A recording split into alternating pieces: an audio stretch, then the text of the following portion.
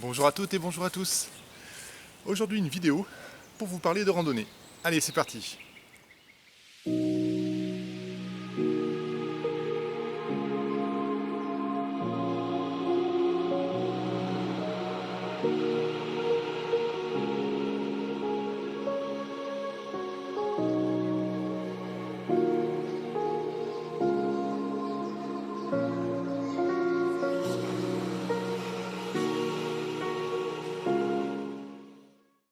Alors, je vais vous expliquer un petit peu pourquoi je randonne, d'où ça me vient, et puis un peu ma conception aujourd'hui un peu de la randonnée. Alors, en fait, pour moi ça a commencé très très tôt. On va dire que je suis tombé dedans quand j'étais tout petit, puisque c'est mes parents qui randonnaient énormément et qui nous ont initiés, ma sœur et moi, à cette passion, principalement dans les Alpes. On partait soit pour des petites sorties à la journée, soit des fois sur plusieurs jours. Parfois en emmenant mes cousins, c'était très très sympa, voilà, c'est que des très très bons souvenirs. C'est comme ça que j'ai découvert un petit peu ce goût pour la randonnée, pour la nature aussi, pour les balades en forêt. Voilà, c'est via mes parents qui m'ont transmis un petit peu cette passion. Et il m'arrive encore d'ailleurs régulièrement d'aller me balader avec ma mère en forêt. Et ça reste toujours le même plaisir. Un peu plus grand, je me suis intéressé un peu plus à la haute montagne, on va dire, un petit peu d'alpinisme. Voilà, c'était sympa d'essayer d'aller gravir des sommets toujours plus hauts, de parcourir de longues distances, de passer plusieurs cols dans la journée, de passer des journées entières sur les glaciers. C'était de très bonnes sensations.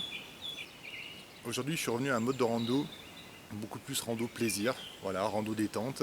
Je cherche plus du tout l'exploit sportif. Euh, je suis plus dans le fait de profiter du moment, de profiter des paysages.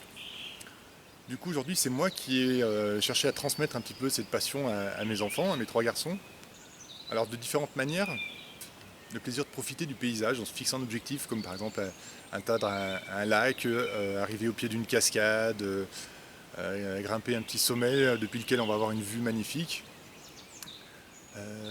Partager ces moments avec eux, c'est super sympa. Et puis aussi, pas mal de randonnées en forêt. Selon les saisons, la forêt a des couleurs qui sont magnifiques, qui vont être différentes. Et puis on peut aussi faire de la cueillette, ce qui est toujours assez sympa avec les enfants, de ramener le petit goûter en ayant ramassé quelques baies ou des châtaignes, des champignons. C'est aussi un des plaisirs, un des grands plaisirs de la rando. Alors une autre chose qui est très sympa dans la rando, c'est que ça peut être pratiqué de plein de manières différentes. Je m'explique. Moi, j'aime des fois partir seul. C'est comme aujourd'hui, là, je suis parti en forêt là pour 2 jours, tout seul. J'ai choisi un coin qui est très peu fréquenté. Il n'y a pas de réseau. Le but, c'est justement de se couper un peu du monde, de se recentrer sur soi. Juste moi et la nature, ça fait du bien. Voilà. Donc, quand on a envie de ça, eh ben, on peut le faire avec la rando. La rando, ça peut aussi être partagé en famille. Alors, moi, je partage ça avec mes garçons. Ça peut être partagé en couple, c'est aussi très agréable. Il m'est arrivé aussi de faire des bivouacs avec un seul de mes fils. C'est toujours un moment d'échange un peu sympa, voilà, un peu privilégié. Euh, et la rando, ça peut aussi bien sûr être partagé avec des amis. Et ça, c'est très très sympa aussi. Alors soit avec des copains que j'ai depuis longue date, mais aussi aujourd'hui, grâce aux réseaux sociaux, de pouvoir rencontrer d'autres passionnés de randonnée et passer de la rencontre virtuelle à la rencontre réelle. J'ai fait d'ailleurs de magnifiques rencontres au cours des dernières années avec d'autres passionnés, avec qui j'ai partagé des fois soit une journée de rando, soit des fois un bivouac. Et sincèrement, c'est aussi quelque chose de très agréable. Donc j'aime cette façon de vivre la rando de différentes manières en fait. Voilà, il y a pas, même pour moi, j'ai pas une façon de randonner. Ça peut être partagé différemment. Un autre point que je trouve sympa dans la randonnée, c'est que c'est un sport qui est assez facilement accessible au plus grand nombre. Pour débuter en rando, il n'y a pas besoin d'investir des fortunes dans du matériel. En gros, voilà, pour commencer à partir se balader, il faut un petit sac à dos, une gourde, un vêtement de pluie et une paire de chaussures correctes. Donc voilà, j'ai envie de dire, n'importe qui peut aller faire quelques petites balades. Alors bien sûr, faut que ça reste cohérent, c'est pas pour aller grimper le Pelvoux avec une petite tenue comme ça, mais voilà, on peut démarrer comme ça, on peut démarrer très simplement. Et puis selon le mode de randonnée qu'on va apprécier, de vouloir faire plutôt des longs treks, plutôt des sorties à la journée, plutôt des petits bivouacs, on peut s'équiper petit à petit. Et là c'est pareil. Alors il existe bien sûr du matériel hors de prix, très haute technologie, voilà, comme dans toutes les passions, comme dans tous les sports, comme dans tous les loisirs. Mais on peut trouver aussi plein de choses à des prix très abordables. Les grandes enseignes de sport proposent souvent de bons rapports qualité-prix dans les produits. Et on trouve aussi assez facilement en randonnée des produits d'occasion, et bien tout simplement parce que les personnes vont acheter, par exemple, je vais donner l'exemple d'un sac à dos qu'ils vont utiliser pendant un moment et puis qu'ils vont se rendre compte qu'il est soit trop petit, soit trop grand pour leur pratique, qu'ils vont le revendre peut-être pour s'équiper mieux, peut-être juste pour changer de format. Et c'est une chance, c'est qu'on retrouve assez facilement du matériel d'occasion qui permet d'obtenir des choses, voilà, des fois un peu plus qualitatives pour un coût assez raisonnable. C'est pas forcément un loisir qui va être très très onéreux, au moins pour débuter et au moins même pour se faire plaisir, même sur des journées, même sur voilà, des petits bivouacs, on peut arriver à trouver des solutions pour pas trop cher, et ça je trouve que c'est un point qui est aussi important. Aujourd'hui, ce qui me plaît moi vraiment dans la rando, en fait de sortir comme ça en pleine nature, euh, que ce soit à la journée mais surtout quand je pars sur plusieurs jours, j'essaye souvent de revenir à un petit peu de minimalisme, c'est-à-dire, alors pas de partir juste avec mon couteau et youpi on se débrouille, mais de ne pas emmener ma maison avec moi dans mon sac à dos, d'amener juste voilà, le minimum, juste le nécessaire.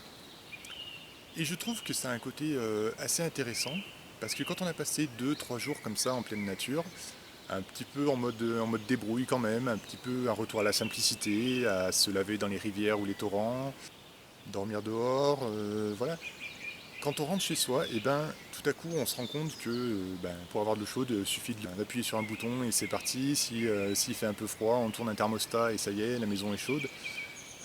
Ça nous fait prendre conscience à quel point on a beaucoup de confort, peut-être parfois même un peu trop.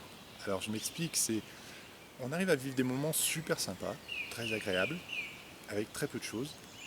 Et c'est peut-être se dire que dans notre vie de tous les jours, on va peut-être un peu loin dans notre consommation, surconsommation, à la fois d'énergie et à la fois de biens. Euh, on peut faire un bivouac très sympa avec des copains, sous la tente, dans un refuge, n'importe où. Et bien le soir, quand il fait un peu froid, on va mettre un pull, et puis s'il fait vraiment froid, on met une doudoune et un bonnet, et la soirée, elle va être quand même super chaleureuse. Et chez soi, et ben, on va trouver normal d'être en t-shirt en plein hiver, quand il fait -10 dehors. Et quelque part, voilà, c'est juste en vivant un peu ces expériences de se dire le curseur que j'ai au quotidien, peut-être le redescendre un peu en matière de confort, surtout en matière de consommation. Voilà, quand on est en bivouac, au petit-déj, eh ben, on n'a pas à la fois son grille-pain, sa machine à café, euh, tous ces petits accessoires. Et peut-être c'est se reposer la question, est-ce que j'ai vraiment tout le temps besoin de tout ça, tout le temps besoin de consommer autant, d'utiliser autant d'énergie, d'utiliser autant d'objets. Bon.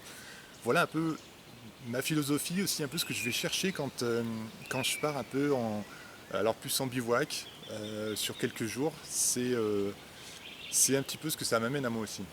Voilà, bon, ça c'est quelque chose de très personnel, mais le but de la vidéo c'était aussi de vous expliquer voilà, d'où m'est venu mon intérêt pour la rando et où j'en suis aujourd'hui, et puis peut-être de susciter des envies. Bien, alors là j'ai assez parlé de moi. Maintenant je vais vous parler de plein d'autres personnes, rapidement.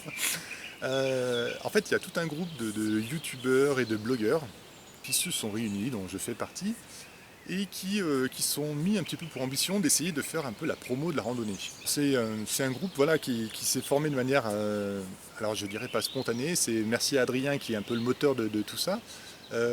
C'est pas du tout sponsorisé, c'est pas du tout en partenariat avec rien ni personne.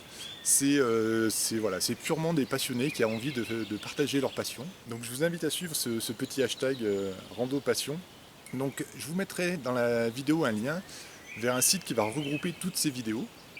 C'est plein de personnes super sympas que j'ai pu rencontrer. Alors pour la plupart c'est encore du virtuel à ce jour. Mais voilà, il y a déjà des rencontres physiques qui sont prévues très bientôt. Bon, il y en a que je connaissais déjà quand même aussi dans la bande. Et voilà, j'espère vraiment que ma petite aventure, ma petite histoire va vous donner envie de randonner aussi.